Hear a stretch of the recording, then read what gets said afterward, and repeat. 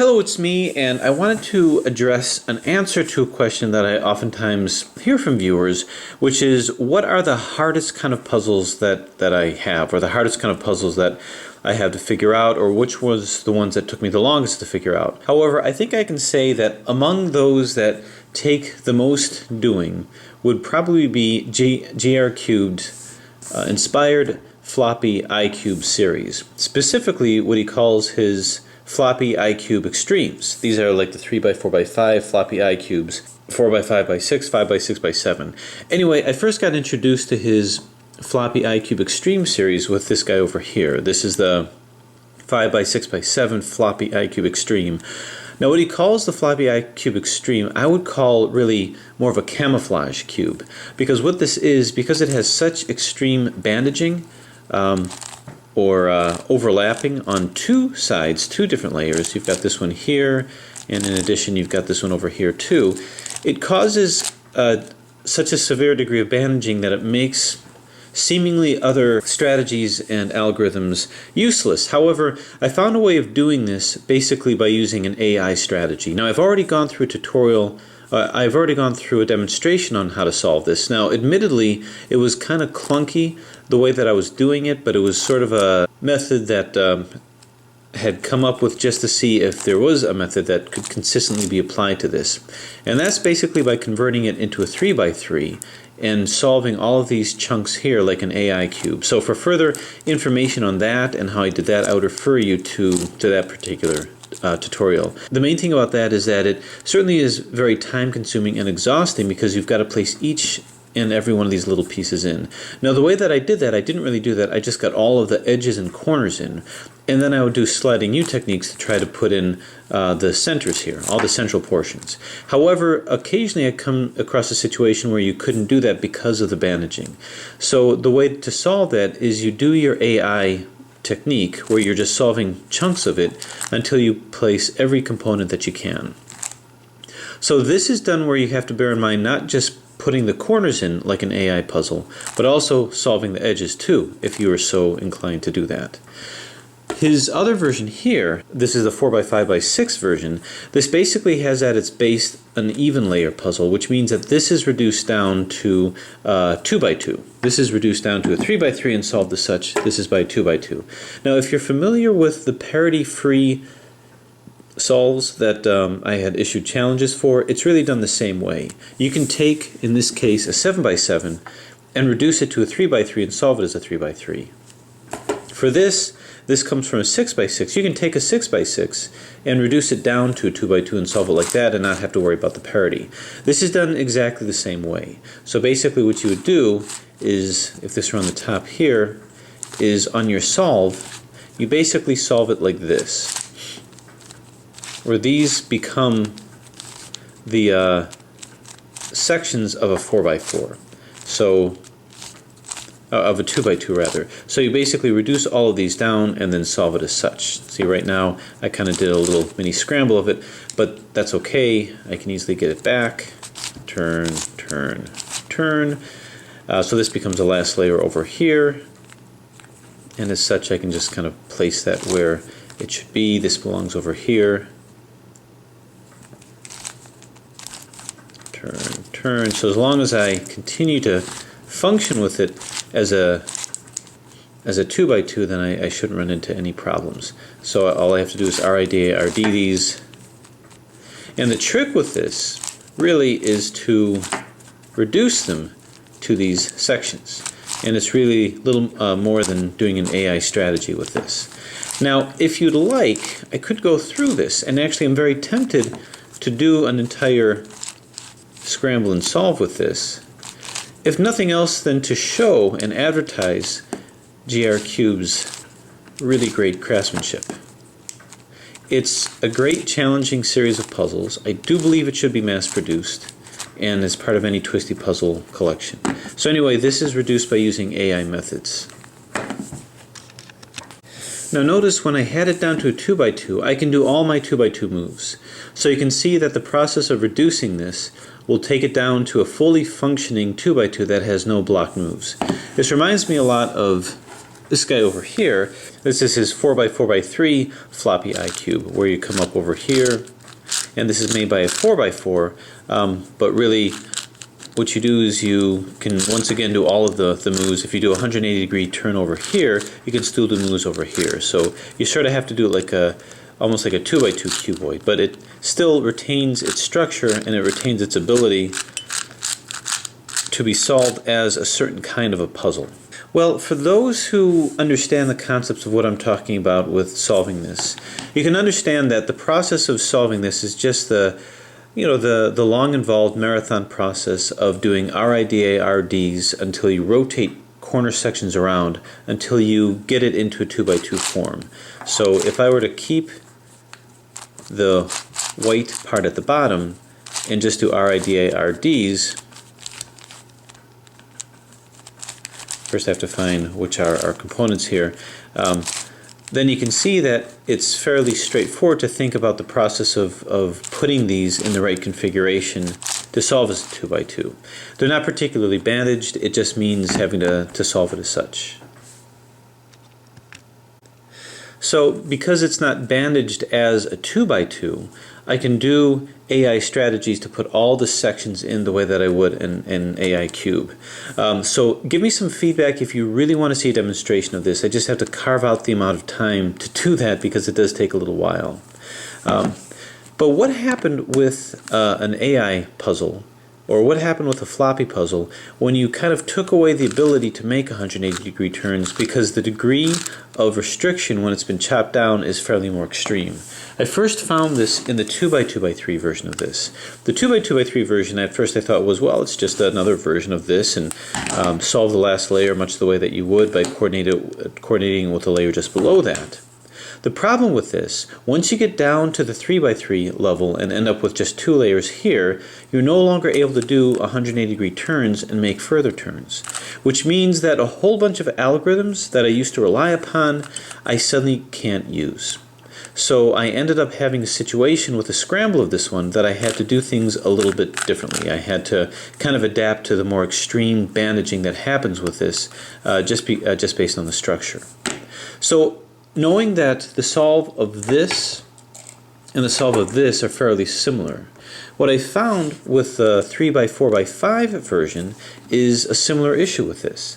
That the solve of this puzzle came to the same problems that I had with this puzzle over there, and that's the fact that if I make a 180-degree turn here, I can't move it.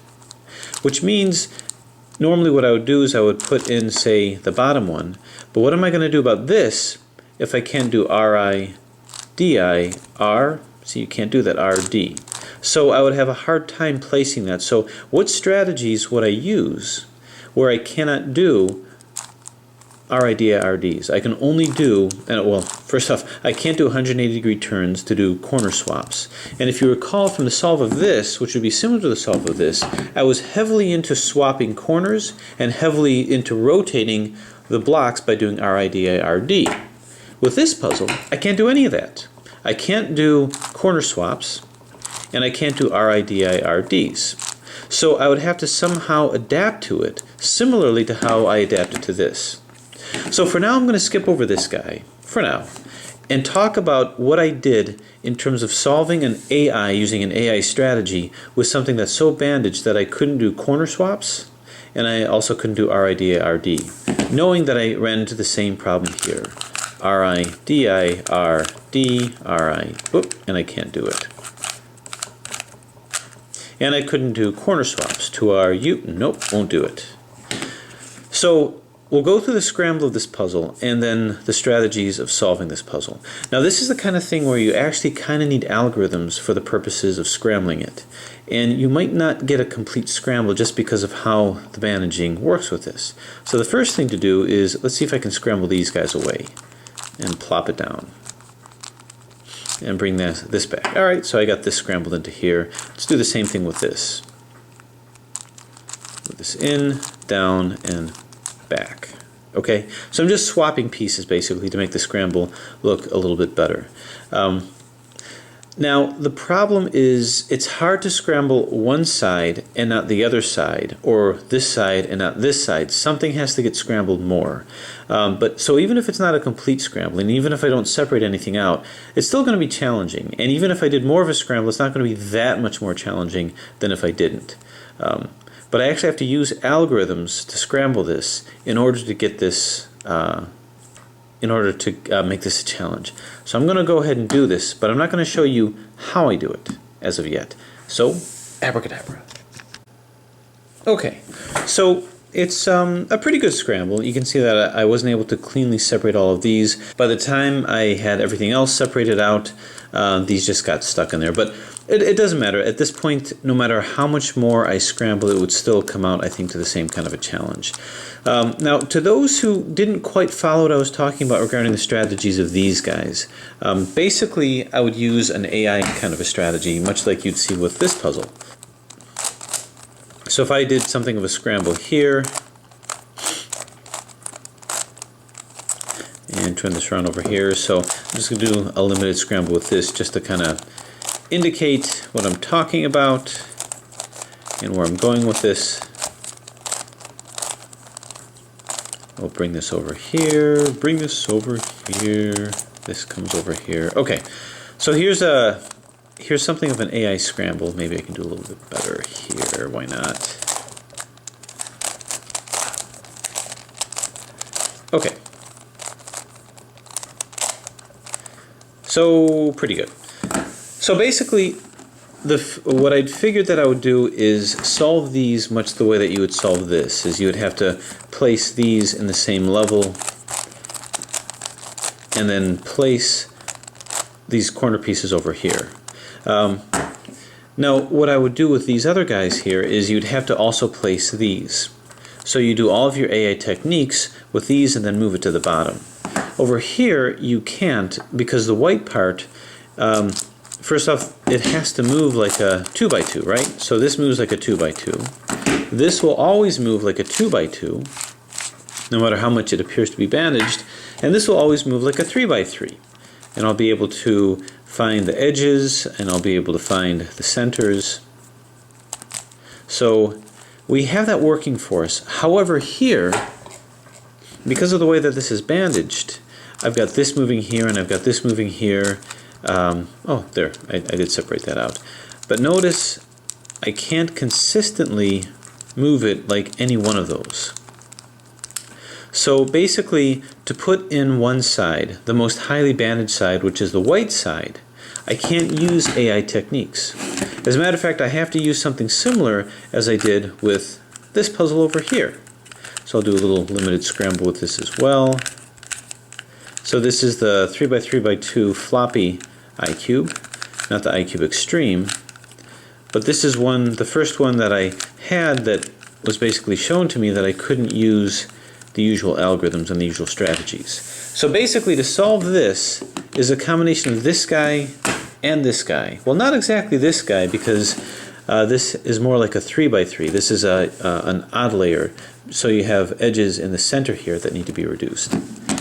So how would I do this? Well, the first step that I had to do is let's get the white side, which is the most heavily bandaged.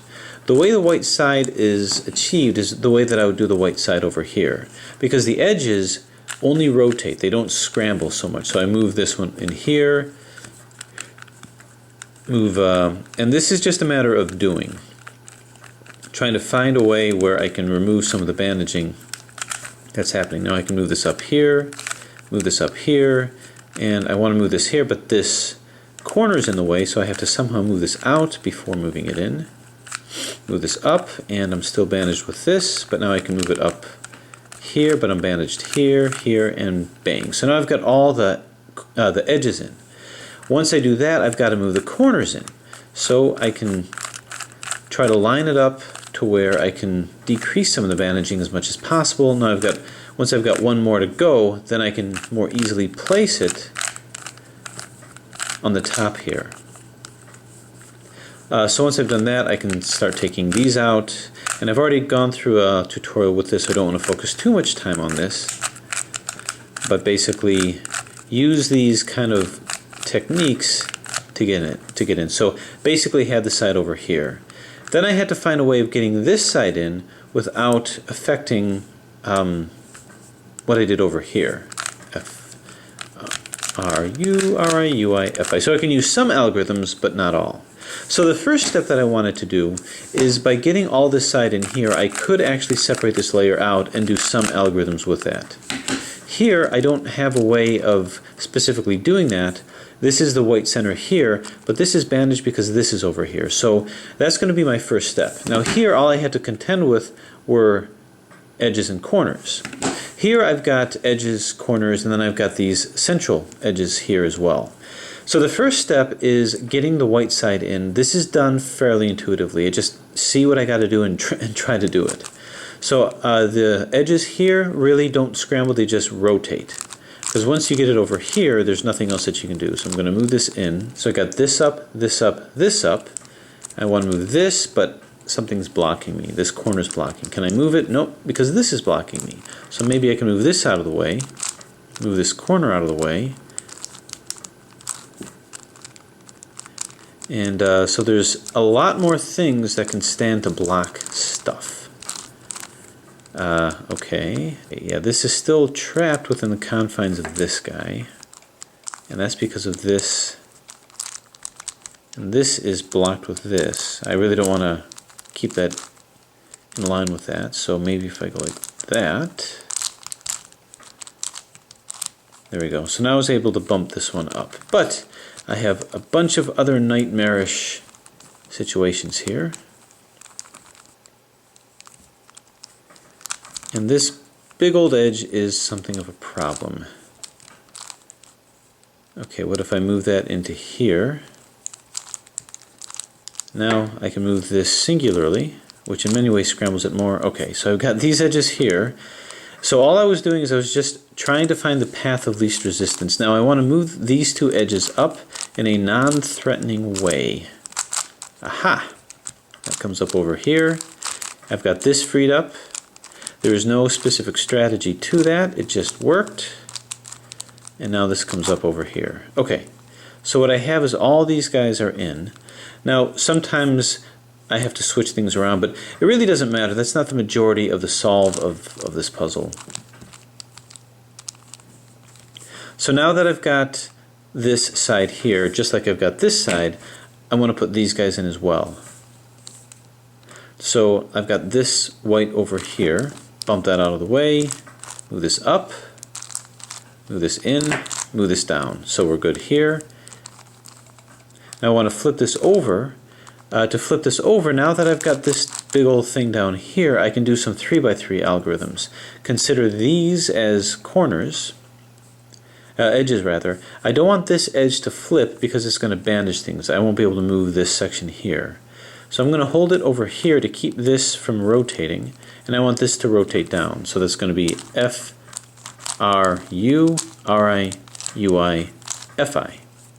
So now this is over here.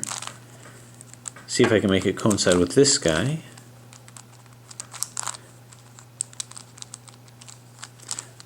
So this edge is something of a problem. This edge has to be flipped. So how am I going to flip this in order to bring this up?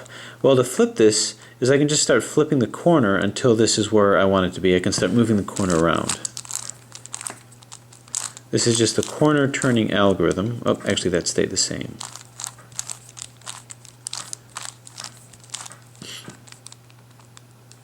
Okay, I like where this is, but this is still flipped. Turn, turn, turn, and turn. So this has to flip over here. Now, what I can do is I'd like to flip this without flipping anything else, without flipping these. So that brought to mind, so just like with this, I can get it from the L formation to the cross by doing F-U-R-U-I-R-I-F-I. So I have that crossover here.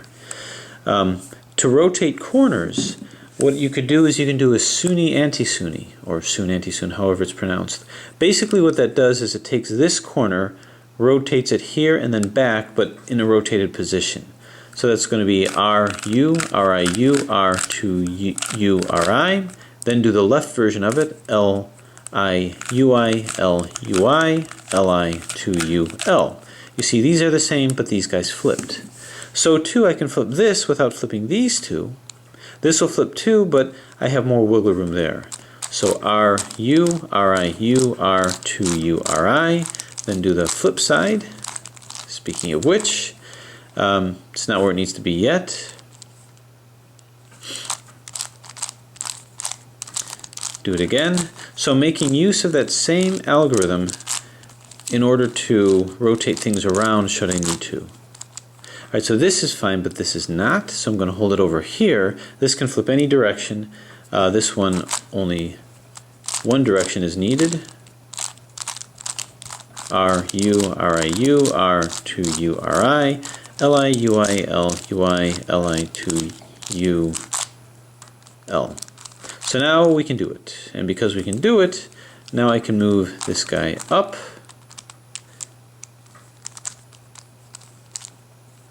Move this in and move this down. Okay, so in more full Scrabbles, this may be more convoluted and it might take more doing to bring it in. There's no specific algorithm to show you, it's just a matter of moving things around, positioning, trying to unbandage as best as you can. So now it's a question of getting these guys in. Getting these guys in is just like doing an AI solve. And it's actually closer to showing this on a 5x5 solve where you reduced it, did an alternative reduction of a 5x5, and on the alternative reduction of a 5x5 reduced it to a 3x3 in a different way. And that you can find, well, over here. If you'd like to see what I'm talking about, go ahead and pause and take a look at that video, because that's what I'm going to be doing here. To a degree, just with this last layer, is reducing it to a 5x5 AI kind of a solve. So how would I do that? Well, to do that, the first thing that I would reduce is I'm actually going to create whole sections of 2x2x2 squares. Now, normally when I do the reduction, I would do these edges first. Unfortunately, that's going to be pretty difficult. I've actually taken to not doing that. I'm going to deal with that at the end. But I'm not going to deal with that right now, to be honest with you. I'm just going to put in the 4x4 sections.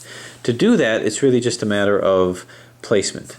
Now, the basic strategy of placing these things is to first line up a corner with an edge. So for an example, here's a green and yellow. So I'd find a green and yellow and match it up to that. Once I do that, I'd end up with a situation like this. But let's say I had to do that with this guy here. I'd want to rotate this. So to rotate that, I go RIDI, RD, RIDI, RD. Now, I didn't have to do it that way. There's a faster way to do it. However, I couldn't do that faster way here, so I'm just doing the RIDI, RD. That's a way of rotating this without affecting any of these guys. You'll affect these guys, but who cares? RIDI, RD. So upon seeing that, you can see I can move this in. These two are fine. Then I RIDI, RD it until it's back up. Then what I do is then I take the next section and I put that in. So I find the red and green, and when I find the red and green, which is this guy, I find another green center here, and then I RIDI, RD that until that rotates, and then match it up with this. So RIDI, RD, RIDI, RD. So you can see I created this 2x2 wedge. Once I do that, I RIDI, RD it until I move it top side, and that's the first one. I go through a similar strategy to create the entire block over here until I'm down to, and then I start to create other blocks as well until I'm down to the last two. And that's going to look something like this. Well, I'm picking it up from here so you can see just how reliant I am on this RIDI, RD, but I've got this one in, I'm placing this, so I've got the blue, I need to put a red one here, I see this red is here, I got to place it here. RIDI, RD, so I've got this here. I don't want to mess this guy up, so I'll move this in, then RIDI, RD until I flip it over. So as long as I can do RIDI, RD, it's a fairly straightforward solve, just a little bit of positioning. This is then moved back and I've got this in place. Now I want to move this next to here, because how am I going to move this in here without destroying this? I do a corner swap to move this to here. 2R U, 2R UI, 2R, turn it over here, 2R UI, 2R U, 2R. The strategy that I had to get this in place, I got to move this here without destroying this, is if I move it in here, then move it one more over. If I did a corner swap, then another U move will take this and move it to here, because this guy will be here, this will move in its place over here. So the strategy that I had is I just do a corner swap and then do another U, so that way this can move into here and this can move back over to here. So move it in where it's got to be, move it one more over, then do a corner swap. 2R U, 2R UI, 2R, turn the puzzle, 2R UI, 2R U, 2R, then do one more U, and as you can see, this is in and this is in. So pretty straightforward solve with that. The rest of this relies on that back and forth, where what that actually did is it caused this to come here and this to come here. It did not change the configuration with these. So then it would be just a matter of solving this, and well, again, you just continue with the AA solve. My purpose was not to do an AA solve, but to show you how much I depended on those corner swaps, the very things that I can't do here. So now the question is, how am I going to get my 2x2 blocks without using corner swaps?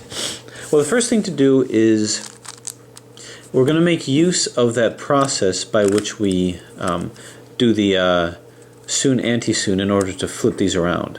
So here, by doing RIDI-RD, I could flip each individual one around with that. Here I got to flip two at the same time, which is fine. I'm still getting my flips, but I've got to flip two with that.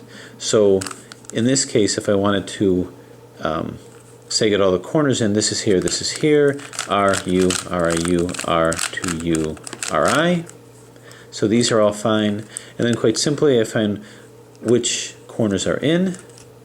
None of them. So I'm going to do U, R, UI, RI, U, RI, UI. Well, I said it wrong, but there it is. So anyway, this is in. These have to be permuted. U, R, UI, LI, U, RI, UI, L. This is in, these two are not. So what I'm going to do is I have to flip this. I'm going to flip this at the same time. But because I know this puzzle will not give me any parity problems, I can have faith that it will come into a configuration that will make sense. So I'm going to focus on flipping this. This will also flip, but I'll have these two fine, and these two will be coordinated. RU, RIU, R2U, RI. Then I do the opposite here. So I knew that this would be coordinated and these will be coordinated, and I don't even have to worry about if it's going to work. It's got to work because the puzzle really wants to be solved. And so it's solved. So how does that translate into this? Because I've got to build sides here, they're already made. I've got to reduce this to this by creating these sides here and possibly creating these. So how am I going to do that? Well, the first size that I'm going to create, the first blocks of this that I'm going to create, because I'm actually going to reduce this to this, I've already got this reduced down here, is I'm going to do the most bandaged sides. In this case it's the orange. So basically what I want to do is I've got an orange and green. I want to move that to here. To do that I've got to flip this. This is going to flip too, but who cares, we're not doing that yet. So I'm going to do that same algorithm. R, U, RI, U, R, 2U, RI, LI, UI, L, U, turn, turn, turn, and turn.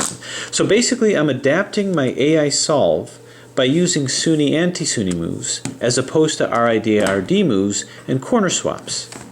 So this is here, I just go splat, that's in over there. So that's good. What I'm going to do now is I'm going to move this top side so that I don't destroy this as I'm putting something else in. R, U, RIU, R, 2U, RI, turn, turn, turn, turn, turn, turn, turn. Okay, not top side yet. So I just do it again. So this is an example of how I adapt algorithms again. So now this is in. What I want to get now is I want to get the orange and yellow, which is over here. The first thing I've got to do is I've got to match it with, well, yeah, I've got to match it with an orange center here. This one maybe? Well, I'm going to run into trouble with bandaging with this over here. So I'm going to tool this around until splat, this works. So now what I want to do is I want to take this and I want to turn this this way. So I'm going to hold it over here for that purpose. So it can match with this.